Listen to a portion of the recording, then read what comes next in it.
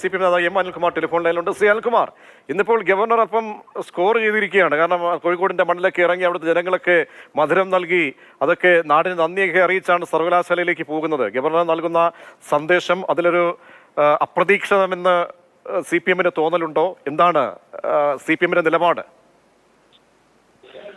ഇന്നലെ കേരളത്തിലെ ക്രമസമാധാന നില തകർന്നു എന്നാണ് കേരളത്തിലെ ഗവർണർ സർക്കാരിനെതിരായിട്ട് കടന്നാക്രമണം നടത്തിക്കൊണ്ട് വ്യാജമായി ആരോപിച്ചത്.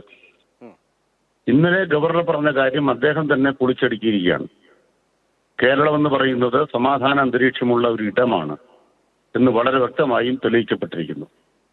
അദ്ദേഹം അപ്രതീക്ഷിതമായി എവിടേക്കെങ്കിലും പോകുന്ന ഘട്ടത്തിൽ അത്തരമൊരു പ്രക്ഷോഭണം ഞങ്ങളാരും പ്ലാൻ ചെയ്തിട്ടില്ല, വിദ്യാർത്ഥികളും പ്ലാൻ ചെയ്തിട്ടില്ല. അതേസമയം അദ്ദേഹം പ്രഖ്യാപിതമായ പരിപാടികൾ നടത്തുമ്പോൾ ആ പ്രഖ്യാപിതമായ പരിപാടികളിൽ ശ്രീ അനിൽകുമാർ, അങ്ങനെ ഒരു പ്രശ്നമില്ലാത്ത നാട്ടിൽ എന്തുകൊണ്ടാണ് നമ്മുടെ മുഖ്യമന്ത്രിക്ക് അങ്ങനെ പോകാൻ കഴിയാതെ പോകുന്നത്? അവിടെയാണ് നിങ്ങൾ മനസ്സിലാക്കേണ്ട പ്രധാനപ്പെട്ട കാര്യം. കേരളത്തിന്റെ മുഖ്യമന്ത്രിയും ധാരാളം ഇടങ്ങളിൽ സഞ്ചരിച്ചുകൊണ്ടിരിക്കുകയാണ്. ഒരു പരിമിതിയും അക്കാര്യത്തിലില്ല. എന്നാൽ മുഖ്യമന്ത്രിയെ കടന്നാക്രമിക്കാനും കായികമായി തന്നെ ഇല്ലാതെയാക്കാനും നടക്കുന്ന നീക്കങ്ങൾ രണ്ട് ധ്രുവങ്ങളിൽ കാണുമ്പോൾ അങ്ങ് പറയുന്നത് പോലെ ഇങ്ങനെ നല്ല രീതിയിൽ പോകാമെങ്കിൽ നമുക്ക് ഇറങ്ങിച്ചെല്ലാം മുഖ്യമന്ത്രിക്ക് ഈ പറയുന്ന ഗൺമാന്റെ ഷോയോ അല്ലെ കൂടെയുള്ള അംഗരക്ഷകരുടെ ഷോ കാട്ടലൊന്നുമില്ലാതെ നെഞ്ചു വിരിച്ച് പഴയ വിജയനായ പോലെ അദ്ദേഹം തന്നെ പറഞ്ഞിട്ടുള്ള ഒരു പിടിച്ച വാളിന്റെ ഇടയിലേക്ക് പോയിട്ടുള്ള മനുഷ്യനെ പോലെ നമുക്ക് ഇറങ്ങിച്ചെല്ലാം എന്നൊരു മാതൃക ഇവിടെ സൃഷ്ടിക്കുകയാണ് ശ്രീ ഗവർണറും. ഇതാ നമ്മുടെ ഗവർണറും അത് ഫോളോ ചെയ്യാം. അവിടെ അങ്ങ് ഈ അവതാരക നിലയ്ക്ക് അല്പം കൂടെ മിതത്വം പാലിക്കണം. ഞാൻ പറയാം. ഞാൻ ബഹുമാനപ്പെട്ട നമ്മുടെ മുഖ്യമന്ത്രി തന്നെ പറഞ്ഞ അദ്ദേഹത്തിന്റെ വാചകങ്ങൾ കോട്ട് ചെയ്തേ ഉള്ളൂ.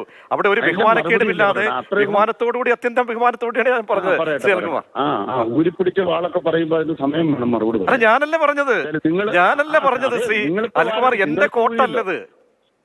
ഞാൻ പറയട്ടെ സാർ, ഇത് പറയട്ടെ, നിങ്ങൾ പറയട്ടെ. വിമാനത്തിനകത്ത് മുഖ്യമന്ത്രിക്കെതിരായി കടന്നാക്രമണം നടത്താൻ ക്രിമിനലുകൾ വന്നു. എന്തായിരുന്നു ഉണ്ടായത്? വിമാനത്തിനകത്ത് മുഖ്യമന്ത്രിക്ക് 30 കാറുണ്ടോ? നിങ്ങൾ വ്യാജമായി ആരോപിക്കുന്ന പോലെ മുഖ്യമന്ത്രിയുടെ കമാൻഡോ സേനയുണ്ടോ? അപ്പോൾ ഒരു വിമാനത്തിനകത്ത് യാത്ര ചെയ്യുമ്പോൾ പോലും ആക്രമിക്കപ്പെടുന്ന തരത്തിലേക്ക് ടാർഗറ്റ് ചെയ്യപ്പെട്ട വ്യക്തിയാണ് പിണറായി വിജയൻ എന്നുള്ള കാര്യം തെളിയിക്കപ്പെട്ട കാര്യമാണ്. സ്വാഭാവികമായും അദ്ദേഹത്തിന് സുരക്ഷ കൊടുക്കേണ്ടതിനെ സംബന്ധിച്ച് സുരക്ഷാ വിഭാഗത്തിന് അവരുടേതായ വിവരങ്ങളുണ്ട്. അവർ നൽകുന്നത് വേണ്ടതില്ല എന്ന് പറയാൻ മുഖ്യമന്ത്രിക്കാവില്ല. അതേസമയം ഗവർണറെ ആർക്കാ വേണ്ടത്? ഈ നാട്ടിൽ ആർക്കും വേണ്ടാത്തൊരു പദവിയല്ലേ ഗവർണർ പദവി.